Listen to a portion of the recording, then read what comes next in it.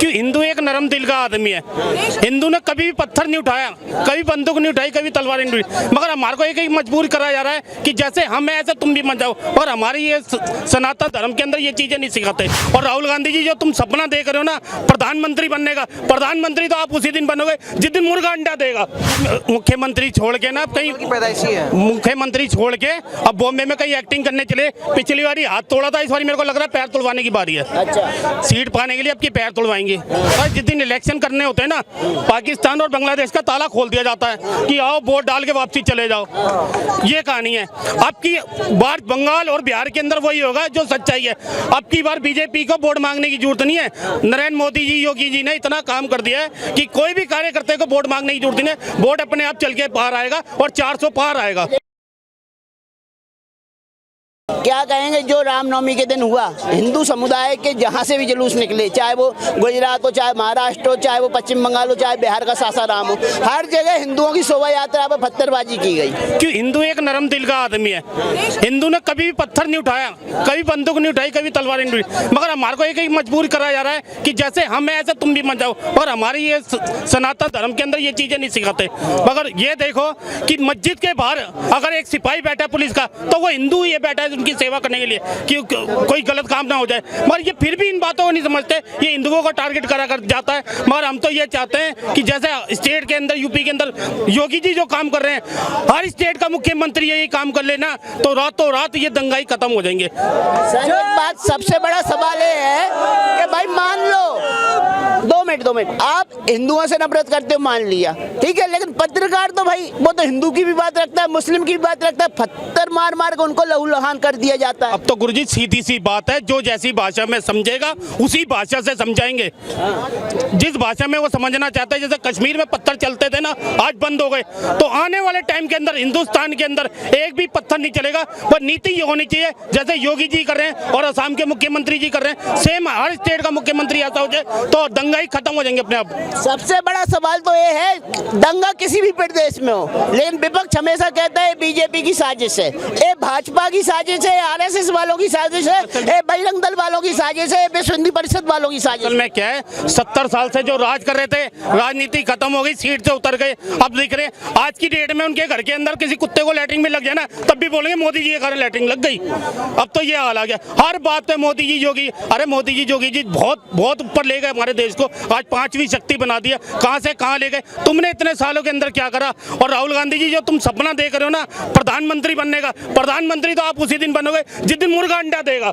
जिस दिन मुर्गा ने अंडा दे दिया उस दिन तुम प्रधानमंत्री बन जाओगे। अंडा दे देगा? हाँ, दिन दे देगा ना, इस जन्म में तो पॉसिबल नहीं है। अगर मुर्गा जिस दिन अंडा देगा उस दिन राहुल गांधी जी प्रधानमंत्री बनेंगे, उससे पहले नहीं बनेंगे। ममता बनर्जी के बारे में आपका क्या ख्याल है, जो बड़े भरे मन से बोलती है कि भाई अगर हमारे भाइयों की जो रमजान का महीना है उसमें अगर खलल डाला तो कोई भी हो, हिंदू हो कोई भी हो, हम उसको छोड़ेंगे नहीं, बख्शेंगे। लगता है आपके मुख्यमंत्री छोड़ के ना कहीं मुख्यमंत्री छोड़ के अब बॉम्बे में कहीं एक्टिंग करने चले। पिछली बारी हाथ तोड़ा था, इस बार मेरे को लग रहा है पैर तोड़वाने की बारी है। अच्छा, सीट पाने के लिए अब की पैर तोड़वाएंगे।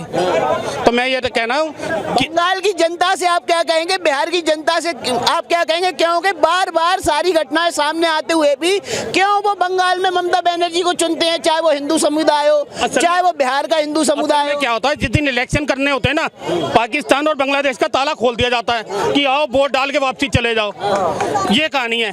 अब की बार बंगाल और बिहार के अंदर वही होगा जो सच्चाई है। अब की बार बीजेपी को वोट मांगने की जरूरत नहीं है। नरेंद्र मोदी जी, योगी जी ने इतना काम कर दिया है कि कोई भी कार्यकर्ता को वोट मांगने की जरूरत नहीं है। वोट अपने आप चल के पार आएगा और 400 पार आएगा। लेकिन विपक्ष तो कह रहा है नरेंद्र मोदी जी ने इतना काम किया, इतनी नफरत फैलाई है, इतनी नफरत फैलाई है कि देश में हिंदू मुस्लिम के अलावा कुछ नजर ही नहीं आ रहा है। हिंदू मुस्लिम अब कहाँ हो रहा है? हिंदू मुस्लिम तो पहले हुआ करता था कि मुस्लिमों को बोला जाता था ओए इन्हें पढ़ाना लिखाना मत, अगर ये पढ़ लिख लिया ना तो हमारे को वोट बैंक नहीं मिलेगा, वोट की राजनीति नहीं मिलेगी। तो आज मुसलमान भाई पढ़ लिया लिख लिया, इनकी राजनीति हो गई खत्म। तो इसलिए अब इनको छोले की रेडियां लगानी पड़ेंगी। पहले 20 साल में जैसे देश आज़ादी के बाद में चला, इसरो हो गया, DRD हो गया, BHEL हो गया, स्टील अथॉरिटी हो गया। आपसे एक सवाल। नहीं, मैं आपसे एक पूछ रहा हूँ, बात कंप्लीट करने दीजिए। हाँ, मैं कह रहा हूँ जिस हिसाब से 20 हमारे जो पुरखे जो थे, जो IIT IIM से पास आउट किए, ऑल इंडिया मेडिकल हॉस्पिटल से, ये हमारे पुरखों के उनके देन से बने हैं ना। आज हम अपने उन्हीं पुरखों को जाकर आके हम डाउट करने लगे तो गलत है। ये कह रहे थे कि बेरोजगारी की बात, 2014 में 400 स्टार्टअप थे इंडिया में, आज 70,000 है, 77,000। क्या है उसकी रेवेन्यू इनकम क्या जरा? अरे मैं बताता हूँ ना आपको, स्टार्टअप है ना, रेवेन्यू इनकम बिल्कुल है सर, बिल्कुल है। आपकी हाँ जीडीपी, नंबर ऑफ यूनिकॉर्न। पहले कितने यूनिकॉर्न थे आप ये बताइए? अभी 200 से ज्यादा यूनिफॉर्म है। नहीं आप बिल्कुल सही आप बोल रहे हैं। सुनिए बीपीएल में आइए, आते हैं बीपीएल पे आते हैं। सर बीपीएल जो देख रहे हैं आप जनसंख्या क्यों नहीं देख रहे हैं? आप एक चीज को पर्सपेक्टिव, फिर वही बात, नहीं आप एक चीज नहीं देखिएगा दूसरा चीज देखिएगा तो ऐसे नहीं चलता है सर। 2014 में सर और एक सेकंड, और आप जहाँ तक सरकारी नौकरी की बात करें, मैं आपको सरकारी नौकरी का डाटा, पिछले 3 महीने में 50,000 से ज्यादा सरकारी नौकरी निकली है। अब मेरे को 5 डेवलपमेंट दे दो पिछले 8 साल में जो कि पब्लिक सेक्टर में हुई हो, मुझे कोई भी अपने नेशनल डेवलपमेंट में कोई 5। चलिए बताते हैं, पीएम गति शक्ति, पीएम गति शक्ति। अब आपको नहीं पता है तो इसका मतलब मुझे नहीं पता है।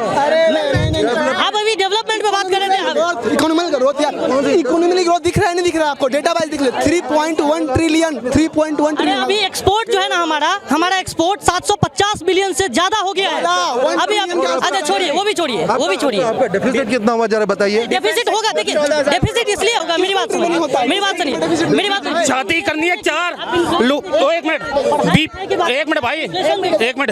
बीबी करनी है 4, बच्चे करने हैं 40, रोजगार देंगे मोदी जी, रोजगार मोदी जी से चाहिए तो 40 बच्चे करने। अरे तो अपने सिस्टम से चलो ना, जनसंख्या पे जब तक कलाम नहीं रहेगा, ये तो 70 साल से बीमारी है, रोजगार नहीं है, रोजगार नहीं है, रोजगार नहीं। अबे तुम कुछ करना ही नहीं चाहते तो रोजगार क्या? वो देख लो, एक मिनट, जो पढ़ाई नहीं पढ़ नहीं, जो नहीं पढ़ने जा रहा है, जो नहीं देख रहा है, जो नहीं पढ़ रहा है, उसके लिए प्रॉब्लम है। अब आपको हम ये बता रहे हैं कि कितने सारे डेवलप गाँव देखा, चलिए आपको सब। सर हम गांव से ही आए हैं, हम कहीं बाहर से नहीं हूँ सर, मैं एकदम गांव से हूँ, बिल्कुल। मैं छोटे से गांव से। आप डेवलपमेंट की बात करें ना, शौचालय बनाया, डेवलपमेंट हुआ कि नहीं हुआ? अरे एक सेकंड, आपको हम डेवलपमेंट गिना रहे हैं ना, आप डेवलपमेंट गिना रहे हैं। नहीं डेवलपमेंट आप गिना रहे हैं ना, आप शौचालय कैसे बन गया? मैं अपने गाँव की बात बता रहा हूँ, मैं अपने गाँव की बात, मैं दरभंगा से बिलोंग करता हूँ। वहाँ पे जो शौचालय थे वो नहीं थे, बाहर लोग जाते थे करने, आज शौचालय बन गया ना कम से कम। भाई एक तो डेवलपमेंट दिख रहा है, डिजिटल इंफ्रास्ट्रक्चर कितना डेवलप हुआ, पहले कितने लोग बैंक से जुड़े हुए थे, आपको डेवलपमेंट देखना है ना। अब डेवलपमेंट देखिए कितने लोग के पास यूपीआई सिस्टम का। अरे अभी हम बोल रहे हैं, आपको डेवलपमेंट देखना है ना। 30% सर, आपको हम एक सेक्टर का बात बता, सुनिए हम वही बोल रहे हैं, आपको हम एक सेक्टर का अभी हम डेवलपमेंट बताते हैं। साइंस एंड टेक्नोलॉजी सेक्टर में, स्पेस में देख लीजिए, रोबोटिक्स में देख लीजिए, आर्टिफिशियल इंटेलिजेंस में देख लीजिए, वही डेवलपमेंट देखिए ना आप। मैं वही तो अभी 36 जो है सैटेलाइट लॉन्च किया गया। एक दिन में हुए? अरे भाई एक दिन में कुछ नहीं होता है। इनोवेटिव इंडिया जो बोलते हैं, जब देश आजाद हुआ था मेरे छोटे भाई, तब क्या हुआ था, तब खड़गपुर में सबसे पहला आईआईटी बना था, तब जगह नहीं थी, इंफ्रास्ट्रक्चर नहीं था, तो उन्होंने जो जेल में एग्जीक्यूट किए जा रहे थे हमारे आदमी लोगों को, उसको कन्वर्ट करके फर्स्ट आईआईटी खड़गपुर बनाया इन्होंने। आज नहीं है सर, आज नेहरू जी नहीं है, आज की जो पॉलिटिक्स है ना, यहाँ पे राहुल गांधी और बीजेपी की बात होती है, कांग्रेस और बीजेपी की बात होती है। हम जॉब देंगे हर साल। सुनिए ना, मैं बोल रहा हूँ सर एक मिनट बात सुनिए। केवल सरकारी स्टार्टअप में नहीं जाते, प्राइवेट स्टार्टअप भी जॉब की श्रेणी में आते हैं। और प्राइवेट कंपनियों ने कितनी जॉब दी आपको पता है? कितने कौन है, कितने? 3 सरकारी जॉब का दिखा रहा हूँ, पिछले 4 महीने में 50,000 से ज्यादा वैकेंसी आई है। आप ले तो लीजिए, आपके पास क्वालिटी नहीं है, आपके पास स्किल नहीं है, तो आप बोलेंगे सरकार की गलती है। अभी मैं दिखाऊं, अभी आया सरकारी नौकरी एसएससी सीजीएल, देखिए कितना सीट है, अभी आया है, अब ट्राई तो करिए। ईपीएफओ का अभी आया है। अगर ऐसा होता है, जॉब नहीं होती तो इतनी सारी कंसल्टेंसी झक मार रही है, इतनी सारी कंसल्टेंसी है।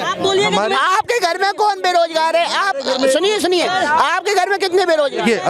अगर मेरे को एक मिनट, आपको मेरे को अपने लिए जीना तो मैं पूछूंगा, अभी मैं टीवी पे नहीं आऊंगा, वो जरूरत ही नहीं है। लेकिन अगर मैं देश के लिए सोचूंगा, अपने लोगों के लिए। बेरोजगार आए ना कैमरे में, कोई आते ही तो नहीं है बेरोजगार रहते हैं। बेरोजगारी है, नो डाउट। देखिए बहुत सारा चीज है, एक चीज मैं अपने आप फिलिप कर्व है, एक इकोनॉमिक्स का कॉन्सेप्ट है, बस फिलिप कर्व बता रहा हूँ। उसमें बताता ये है कि अगर ग्रोथ होगा, अगर इंप्लॉयमेंट बढ़ेगी तो इन्फ्लेशन बढ़ेगा। अब देखिए इंप्लॉयमेंट जैसे ही बढ़ेगी, इन्फ्लेशन बढ़ेगा, तो सरकार को बोलेगा इन्फ्लेशन बढ़ गया, मतलब महंगाई बढ़ गया।